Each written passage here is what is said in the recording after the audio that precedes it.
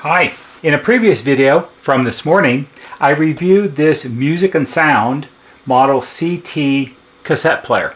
And it's all been put back together. And one of the things I mentioned in that video, and I will put one of those pop-up things up here so you can go to that video and see what I talked about, is the customer decided not to have this fixed. He did want to have a way to plug in an external music source like a Wi-Fi streaming device or his phone or something like that. What I told him I would do is convert the headphone jack down here into an audio input jack so he could plug a cable in or a Bluetooth receiver or something and connect it through and play through the system. There isn't much to see on the back side because it's all kind of buried down inside the set, but I simply disconnected the wires from the back of the audio jack itself, and then wired on my standard audio cable. This is a coaxial audio cable. It's a single channel because his intercom system is monaural, one channel, so we only need one cable. And I just simply wired this up to the jack. I made sure that it was plenty long enough because this sits under his N350 master, so it's got to be long enough to go up and up and up and up through the wall housing and plug into the back of the master station, which it should be. And it's all wire tied off under the cover on the back of the cassette player, so it won't get pulled loose or anything like that. And all I'm going to do is take this and I'm going to plug it into the back of this.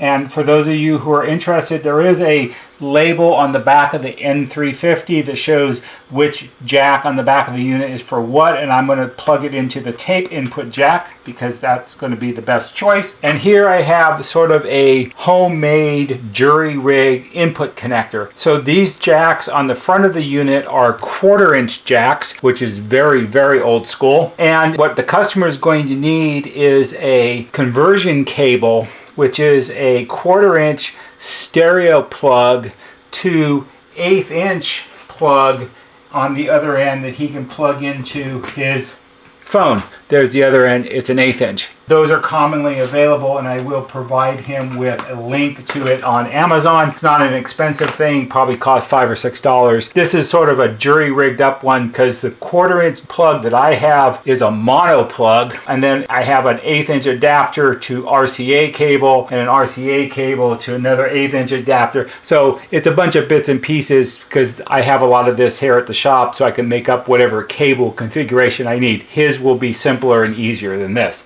However, I have it connected to my phone because that's always a good source, and I have the intercom turned on. It's on tape input, and if I press play, if it was taking it at that higher 24 megapixels while it's in night mode, macro, flash, or portrait lighting, it's not going to look I can good. pause it. And so you're going to get and yes, that's a podcast, not music, because that way we don't get a copyright strike.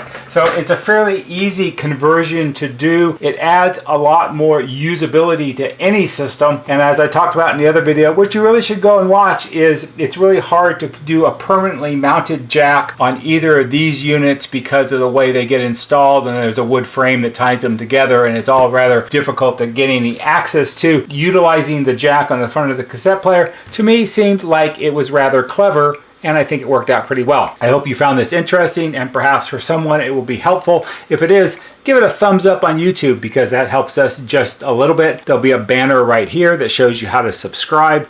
Go to our YouTube homepage, click on the bell, and when you click on the bell, click on it to receive all notifications, and every time we post a new video, you'll get a notification and you can watch it. That's all for today. See you on the next video.